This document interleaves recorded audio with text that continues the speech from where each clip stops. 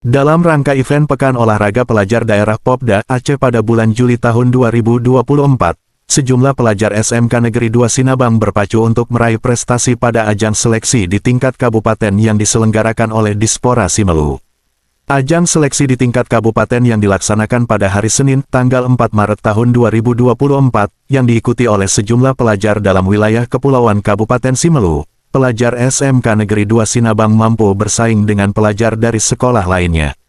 Hasil seleksi dari panitia penyelenggara seleksi Popda di tingkat kabupaten, pada cabang olahraga badminton diraih oleh Rifa Aulia, dan cabang olahraga panahan diraih oleh Zulfikri, sedangkan cabang olahraga lainnya menunggu laporan hasil seleksi dari panitia di lapangan.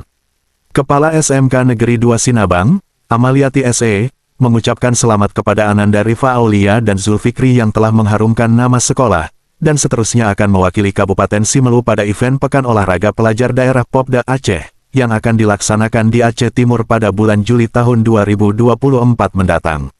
Dengan prestasi hasil seleksi Popda tersebut, semoga dapat menjadi motivasi bagi pelajar lainnya untuk mencapai prestasi, baik di bidang akademik maupun non-akademik.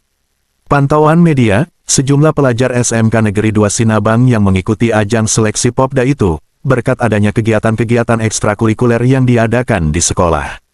Demikian Madani News TV Jurnalis melaporkan.